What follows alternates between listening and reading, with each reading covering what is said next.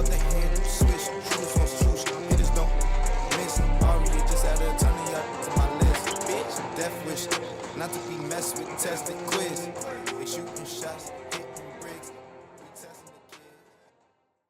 Welcome to Deep Thrones, the most entertaining podcast in the world of Ice and Fire.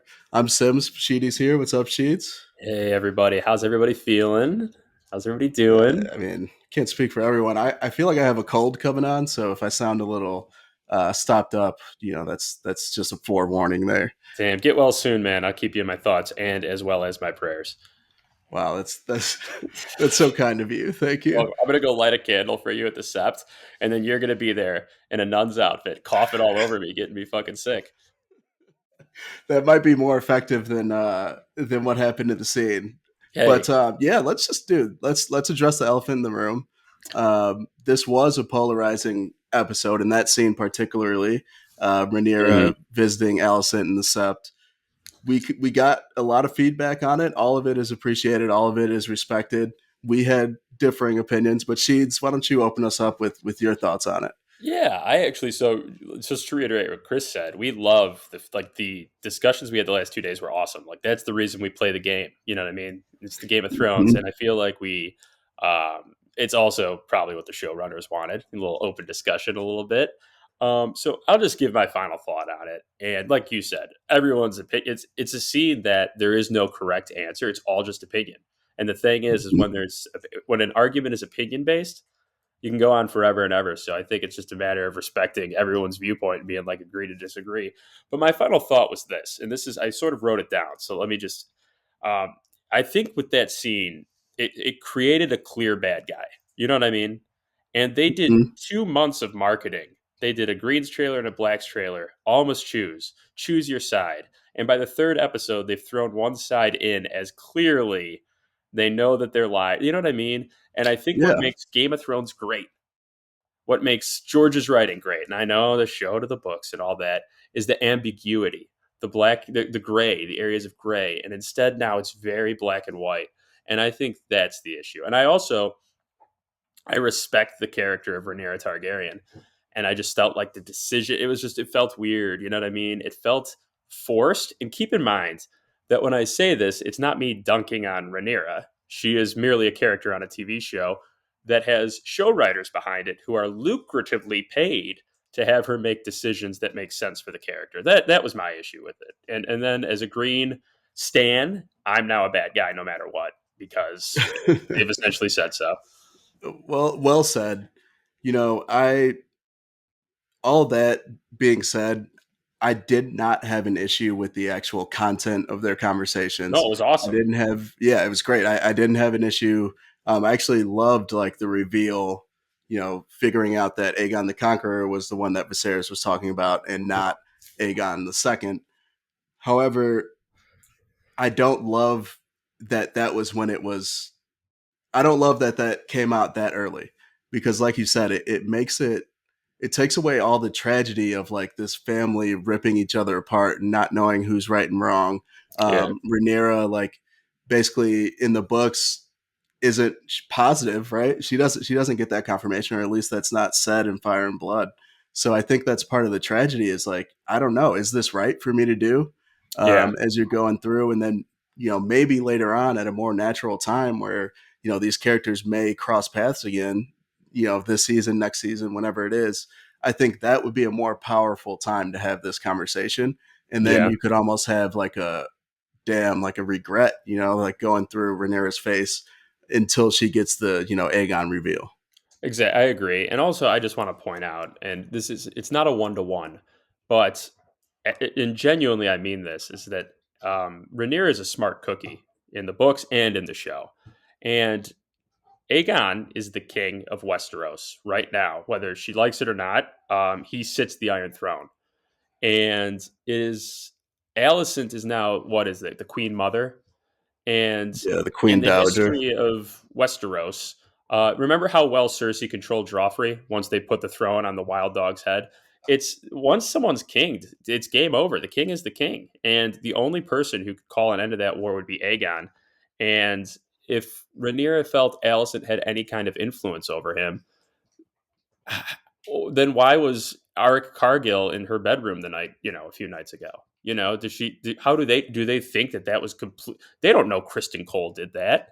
They have no clue who did. Yeah, That's yeah. yeah. But what you said, and I read a New York Times article. They loved the scene. You know what I mean? So that's just it's all opinion based. It's all opinion. I mean, there's nothing wrong with I think what they were setting up in that scene and the message that they were carrying across. I thought it was awesome to have that point of view, and that's not one that we would have gotten in the books. So it is possible canonically that that would happen. I personally hated the timing of it because it again, I think it removes a lot from the tragedy of ripping this family apart and not knowing if it's the right thing to do or not. A f- And to your point too, Rhaenyra did. I'll tell you what she did know. She knew that Aegon's son was murdered in his sleep. She knew that Kristen Cole was on the march to the Riverlands to go to war. She knew that the Brackens and Blackwoods had already fought a battle where hundreds, if not thousands, died.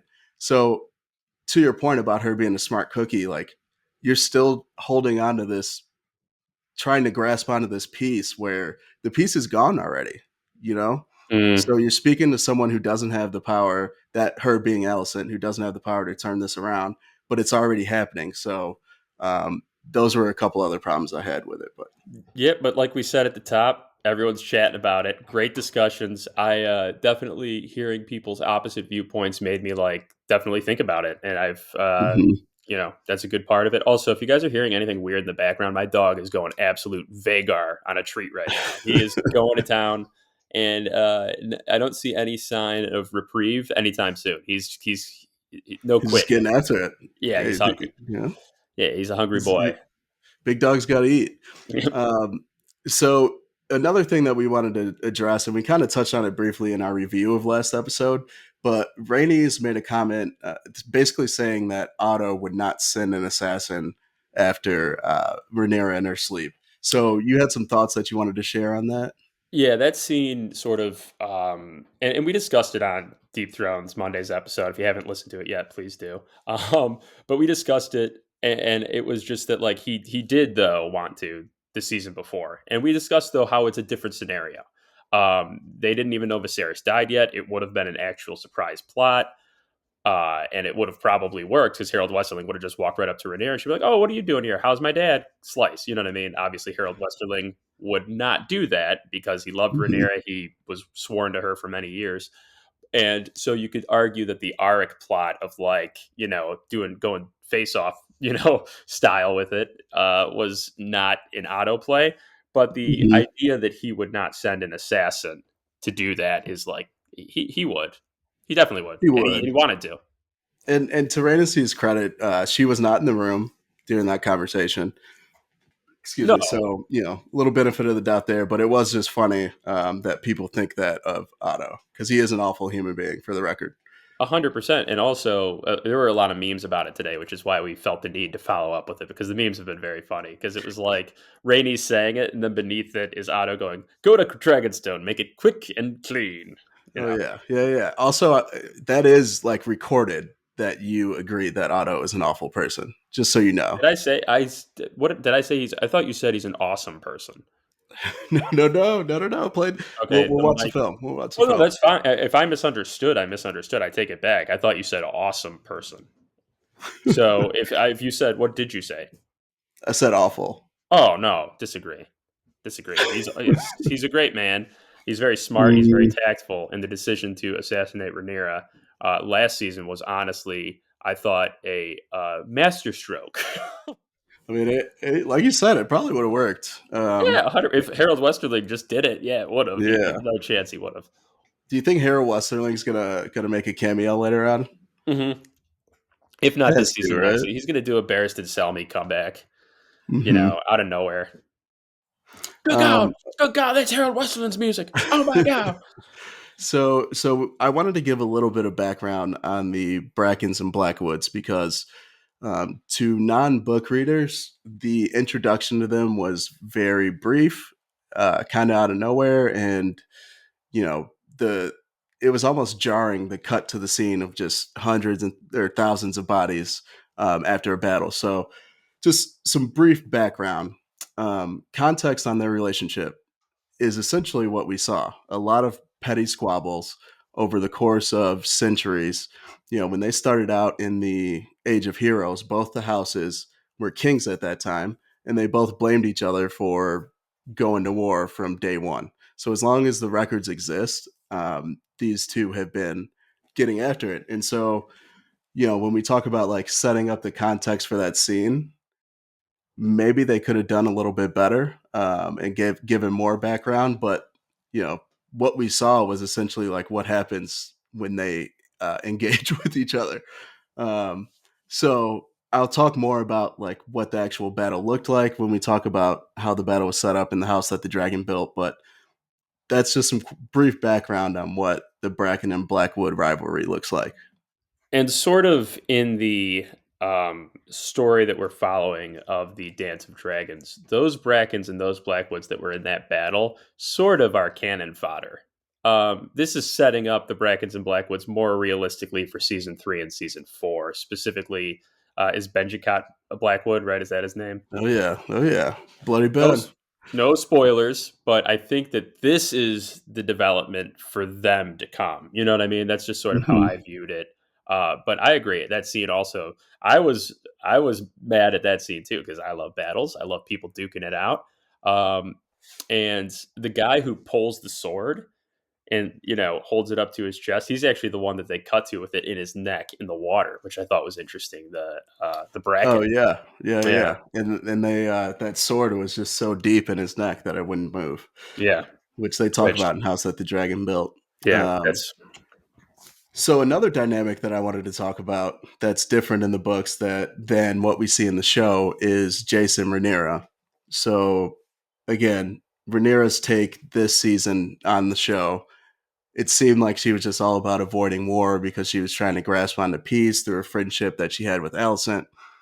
In Fire and Blood, in A World of Ice and Fire, Rhaenyra is paralyzed from trauma, specifically of Luke dying, and she doesn't want any of her kids to die again. She doesn't want dragons to fight again. So she really just like is indecisive, and it's not because she's trying to hold on to peace. It's just because of that trauma. So Jace actually steps to the forefront in the books, and starts making a lot of calls for the Black Council, and you know, I kind of love that dynamic for Jace. In what we saw last episode, he was very silent, other than like the Eric and Arik burial, and he hasn't been given any sort of decision making power from Rhaenyra or anyone on the Black Council thus far. So keep an eye on that. We'll see if it changes. But being the heir apparent, you would think that he would have some sort of decision making power or impact on what calls are being made in the war.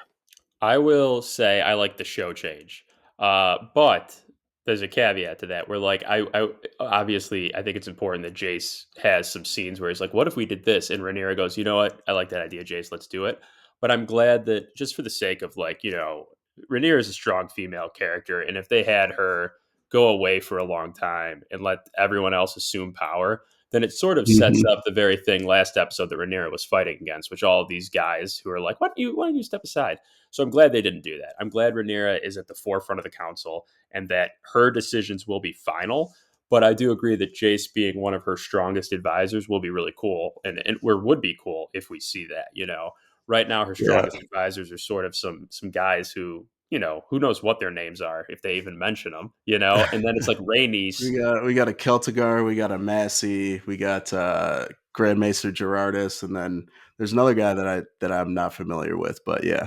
Yeah, so I like that Rhaenyra did not like she had one episode of grieving, as anybody would, and then even Aegon did as well.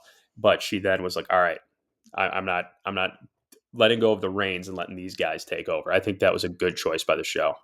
Yeah, yeah, I can agree with you there. I'm interested to see how it plays out now that Rhaenyra knows, like she just got the green light to go. I'm excited to see what I decisions she makes coming up. I think it'd be cool if she had her own Kristen Cole. Like a little bitch boy. No, like like a man, like a just like a you know companion when times get tough.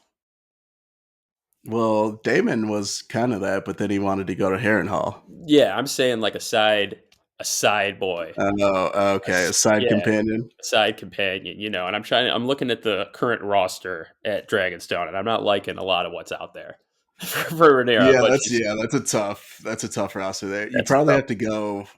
You probably have to go like She one should of do the it. King's Guard, right? I mean, She does or like a Queen's Guard.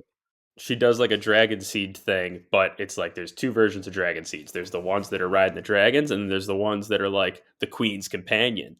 And that's an angle that I think that they're really missing out on. And I think that I would like to maybe I'll write some on my blog. Hey, who knows? Who knows if they're missing out on it? You don't Yeah, know that yet. I agree. I agree. You don't know that yet. And then one thing you talked about in the review that I agreed with you was pretty cool. They set up Harrenhal uh, very well. They went very much according to canon, and there were a lot of Easter eggs as Damon was walking through the castle. So just a few of them. You saw some bats flying by. So that was an ode to House Lawson, who ends up being the lords of Harrenhal later on, closer to the events of Game of Thrones. There were also there was also a chair that Simon Strong was sitting on that had Black Heron on it, and it looked like half burnt. So we actually saw the madman himself, Black Heron, in kind of an ode there too. And then the wind howling throughout. That's something that's mentioned a lot in the books that people kind of credit the haunting of Harrenhal to. It sounds like there's like woo, but it's wind howling Whoa, what through was oh that was you, the dude. Don't do Godspeed. that. Oh my god. Um, there's a spooky ghost. That's the wind howling through the openings that are still there from Aegon, torching the place during the conquest. So I thought it was cool how they kind of tied canon together with what they put on the show. Did you say that his Black Heron's chair, you said he was like he was his like what did you say? It was a carving of him on the back of the chair. Oh, gotcha. For some reason, I thought there was like a burned outline of him from the dragon, Oh, like a cartoon. no. That'd be Okay, hilarious. No. yeah, that would have been awesome. I loved Harrenhal. I did. I thought they did Harrenhal great. I in a lot of ways have wanted to go to Harrenhal since the days of Game of Thrones. When we saw it in Game of Thrones, Tywin was held up there. Arya was serving him cups, and like, there were great scenes, but it didn't embody what like we know as Harrenhal. But in fairness, it's 200 years later. Things change, Hmm. right? But to my eye, in this show, it's the set design is out of this world. It's amazing the things that Hmm. they're willing to do, and I loved it. I loved Harrenhal. I hope we're there more. And if I was a lord in Westeros, I wouldn't care that it's haunted. I wouldn't care that it's cursed. If I was made lord of Harrenhal, I would take it with much pride. I mean, I think the value in Harrenhal is less so the castle and more so the lands that it occupies. Yeah. Very pivotal position in the Riverlands, and it makes a lot of money. There's a lot of farmland there. There's a lot of natural resources. So, um, very key position to hold. And last thing to wrap up from the rewatch that we did, Danny's eggs were confirmed in that scene where Rhaenyra is passing the eggs off to Rhaena, who's going to be escorting them across the narrow sea to Essos.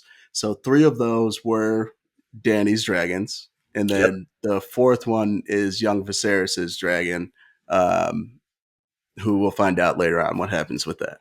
So essentially, one will hatch, and three become hardened and petrified by time. They never hatch, and um, they essentially become collector's items, which Illyrio Mopatis eventually gives to Danny. Danny goes into the pyre, and Drogon, Viserion, and Rhaegal are born. Mm-hmm. And that's I think that's cool. They were always going to do it. There always are going to be the Daenerys connections, the setup for Game of Thrones. Do you like how much they're hammering the prophecy? Like if I feel like if Game of Thrones ended really good, it would be so much more exciting. And I think that Yeah, but they can't really shy away from it just because Game of Thrones was bad. Like yeah, Aegon's because it Conquest, ties everything together. if they do the Aegon the Conqueror show and they've said this in House of the Dragon, then it's going to be in that. Mm-hmm. It's Yeah, just no, I like it. I mean, it is that's what it is. The Song of Ice and Fire, right? Like that's the series that we're going to be seeing. Whether it's a Night of the Seven Kingdoms, whether it's Aegon's Conquest, whether it's Nymeria's Thousand Ships, that's going to be the thread that ties all this together. So I mean, eventually we'll get far enough away from season 8 of Game of Thrones where it doesn't traumatize us as much, or just like we're not reminded of how Game of Thrones ended Yeah, by hearing it. So totally I agree. like it. Awesome. Do you want to discuss House that the Dragon built? Yeah, this episode was kind of lacking in my opinion, but yeah, let's run through it. It was lacking for sure. But the first thing, and these are Chris's notes, and I'm just reading them. Sheedy's take was pretty spot on. You could just say spot on. You don't need to put I pretty. mean, You know pretty. what I mean? Yeah, so I mean, you talked about how you enjoyed the setup of Harren Hall, and we kind of just touched on it. But the prompt that Kondo gave the designers was Harren Hall was a cursed castle designed by a deranged mind. And they went through the stuff in the books about the wind howling, about the rain leaking in, and so they really brought that to life. And it took a very long time. I'm actually the the water that they create on set. Like I don't, what does the EPA think about that? Like what's that effect on the environment? Oh, that's a good question. I'm not sure actually. I've never thought of that in terms of water on a set because they're very strict about how you handle animals. The unions Yeah, are very strict about how long you can work as an actor. Child actors are very difficult to work with because they have strict like they adult act they have times where they're not allowed to shoot. So it's funny. I don't know. I'm sure that they have some recycle system where it's going into but I they hope probably so. they lose a lot of it. But it's Yeah, also they filmed in London. It's not like there's a water shortage there. It rains there all the time. Across that's a good point. across That's a the good point. pond, across the Uh, pond over there in London. Actually, I didn't even catch that they filmed in London on there. So thanks for that's a good call out. Or England. I don't know if it's in London proper, but they film in England because though all the actors live like the one actor during the blood and cheese scene was like, "Yeah, I live 20 minutes from set over here," and I was like, "All right, cool." That's probably why they got him. Yeah, Kondo also said that this was his favorite set, which I don't know. I feel like I've heard like favorite set multiple times throughout these House That the Dragons built. So I don't know how much I buy it. They can't all be your favorite set. yeah. I mean, but also like, I think if it's different people, it's okay. And the Red Keep set is cool, but Heron Hall just has all that you're looking for. It's got the Game of Thrones vibe. It's got the like you said, it's the lore for nerds like us. Yeah, The lore of Heron Hall, like it's just badass, agreed. and it's my favorite set. Yeah, I like this tidbit. everyone's favorite, Matt Smith, wet all day. He dude. must Just he must not hang out with Ben Shapiro. That's a he went out of his way to be like, yeah, I was wet from when I woke up to when I went to bed. yeah. That sounds like a great day. And it's fun. Apparently, they would be like every time they'd start the scene. And these show takes every scene that they film takes like multiple days. It's crazy, and they would just have him stand under like a spout of water just to be for continuity. He'd have to be soaked as soon as they started, so he would just stand under it. Yeah, And it's according to everyone, Matt Smith is a great sport, like always willing to take on whatever challenges they throw at him. real professional. Real man's man. So we also have the Brackens and Blackwoods at the Burning Mill, and the focus was on the prosthetics. A lot of focus on prosthetics this episode. Yes, yes. So throughout the house that the dragon built, the way that they were talking about the burning mill kind of rubbed me the wrong way. And they were talking about specifically the importance that it played in the Dance of Dragons, which is the war that we're seeing play out. They talk about how significant the Bracken and Blackwood rivalry is, and what their soldiers are going to mean in the wars to come. And they're talking about all this, and it seemed like the scene should have been bigger than what it was, I if agree. that's how you're talking about it. And so it definitely rubbed me the wrong way there. So I'll kind of give some background on what that battle of the Burning Mill actually looked like. Um, to start, it wasn't a petty squabble over some territory lines.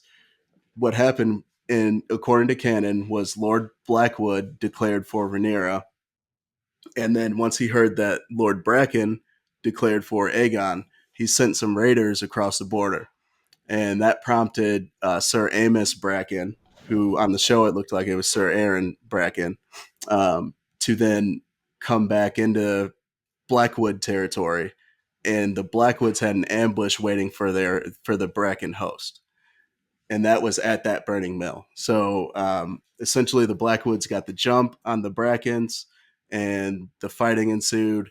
Lord Blackwood was slain in single combat by Sir Amos Bracken, and Bracken ended up dying later on too. So really, it was just a slaughter fest between the both of them, and like they said in the show, it was kind of indecisive who had a victory there.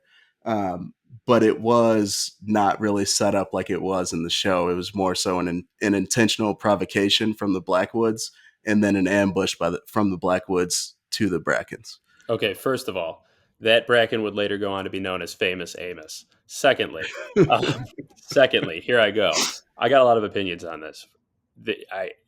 The fact that in the books, I didn't know this, it was specifically about the Rhaenyra Aegon thing. I think again, did the show purposely change that so that there was ambiguity, so that they could do that scene at the end of the Yeah, episode?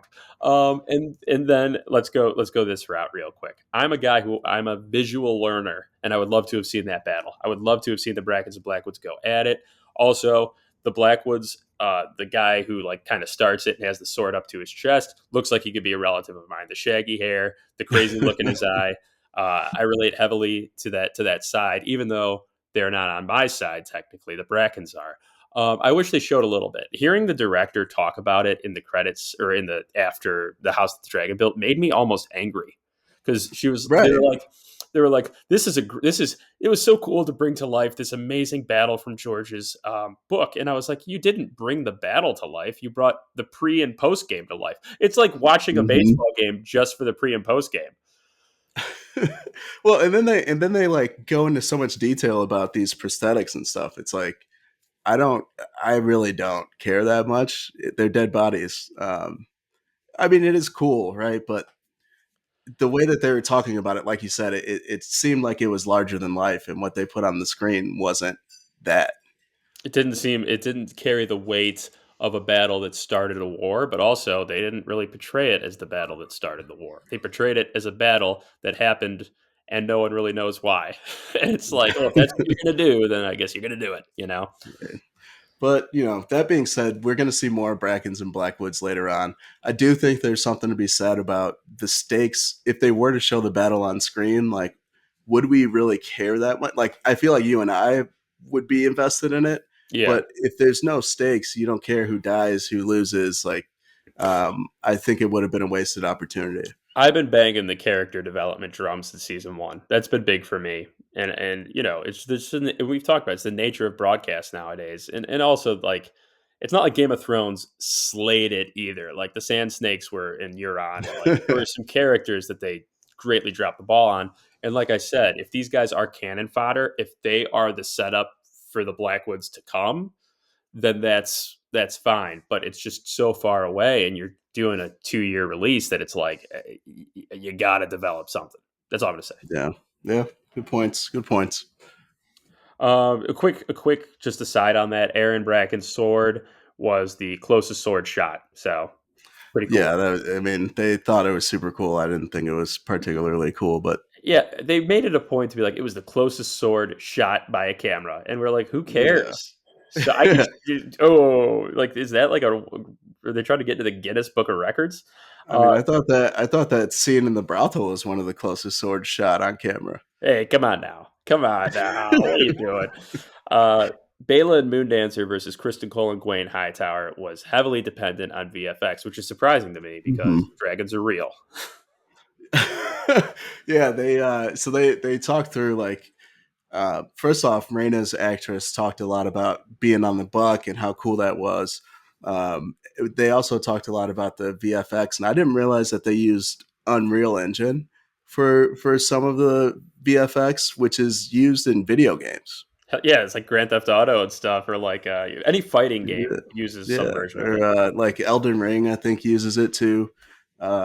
So yeah, I I thought that was interesting. I think it looks way better than the video games do, but Oh, for sure. Yeah, I mean, their budget is through the roof too. And I yeah. have Elden Ring, and I haven't gotten past the first boss, and I've had it for about 7 months. I gave up. Yeah, yeah, you're not picking that back up. Nope. But yeah, that was pretty much it in that scene. And we talked about, how Bela I think could have torched them still with the trees being there, but I stand by her not. Forest fires are a greater, honestly, than Otto's.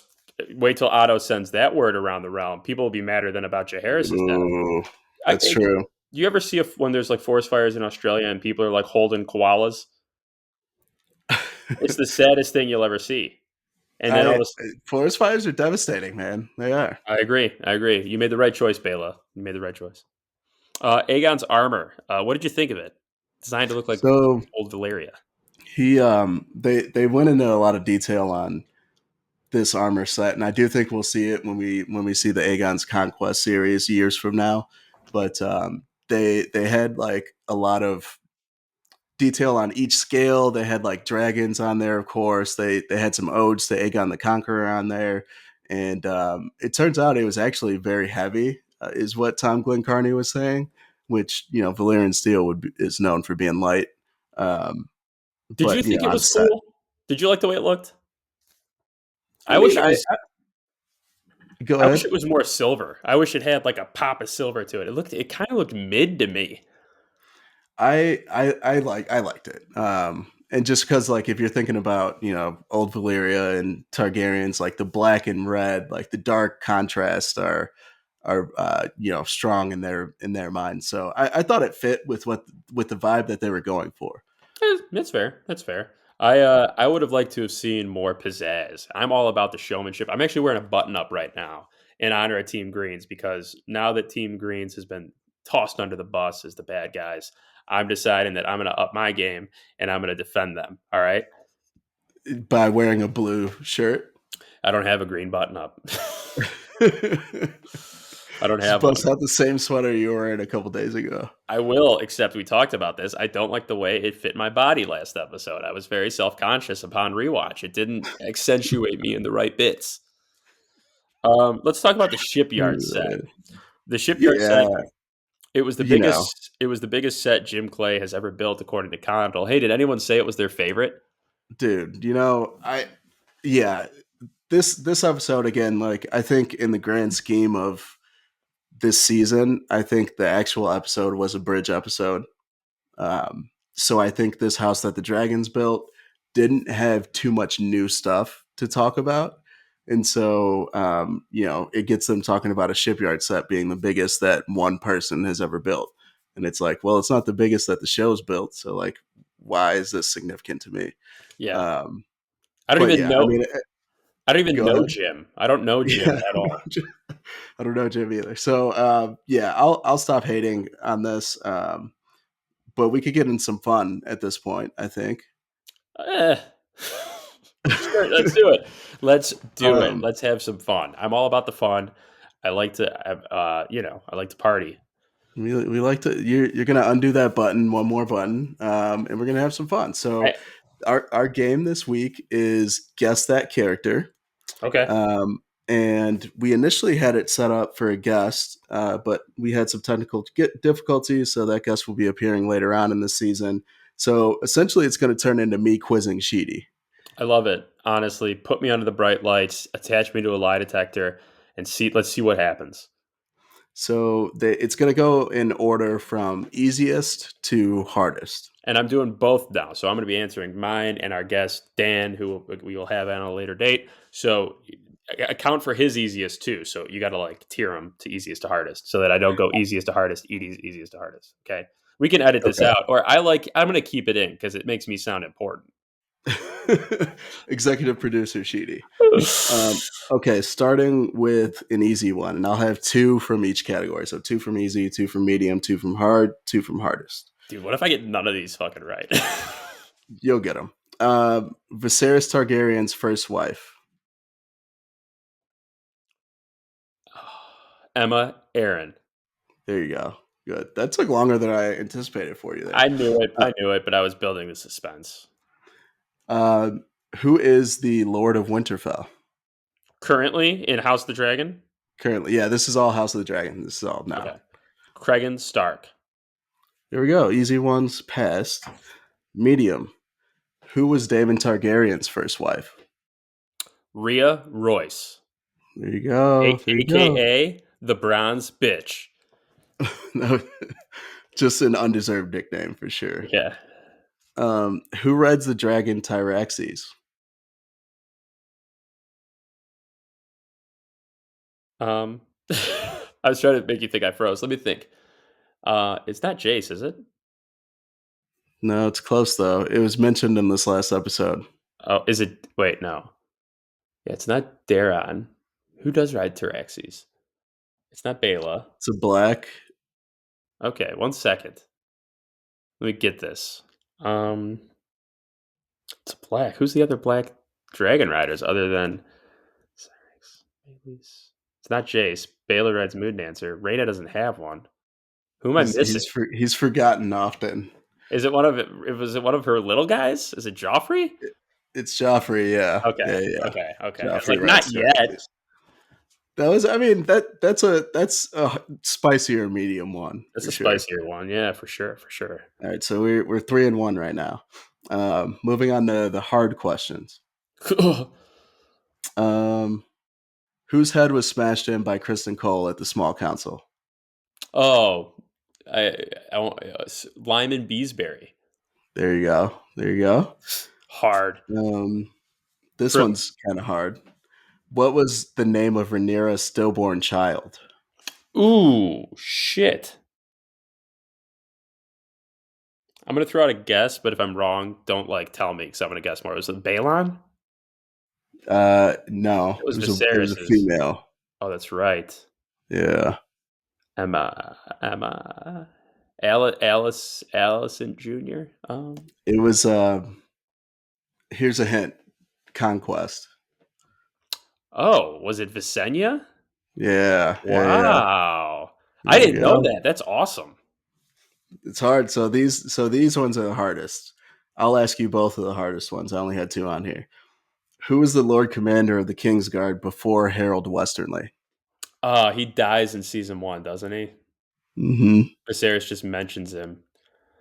Um, Sir Mix a lot. Correct. Yes, No, I'll give a hint. His family's from the Arbor. the Arbor.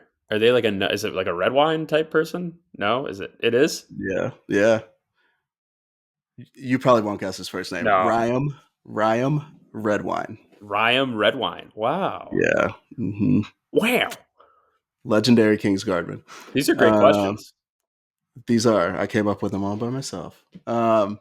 Last and hardest question. Who are the three main fictional sources of Fire and Blood, the Targaryen history? Ah, shit. There's what was his name? Mushroom.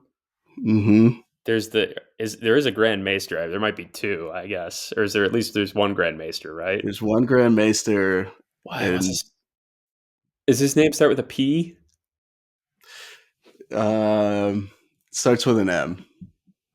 Grand Maester Mushroom. Yeah. Right. Grand Maester Munkin, Oh and then yeah. the last one is a Septon. Oh no, I'll never get it. No clue. Septon Eustace.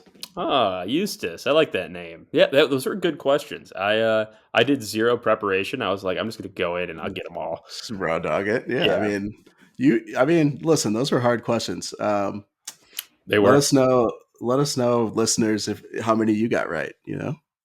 Yeah, you guys got zero right, probably. Oh man. You But come to us for your for your Game of Thrones knowledge. so yeah, we appreciate all the feedback this week. Like we said, people loved it. Some people didn't like it. Some people were mad at it. I think I fall into the meh category myself. But I do like the substance of it. I think the delivery, in my eyes, could have been better. I agree. I think, but some bridge episodes could be really, really good, and I felt like this episode had a lot of really good moments. I just don't know if the moments made sense to me, but I liked them. Mhm. It's sort of like when Arya killed the Night King. Like I love it was dope. I was so hyped when it happened, but it's just like you follow the threads then on in your mind, and you're like, well, I don't know. Yeah, I mean that's fair. I think comparing it to season 8 Game of Thrones is tough. You give me But I'll compare it to whatever season you want. but well, that's all I got. This was a fun one. Yeah, I had a good time. This was nice. It was nice just the two of us, like the olden days. Hmm. But that's all I got. And be sure to follow us on all of our social medias. And Rhaenyra, hit me up. I could be your Kristen Cole.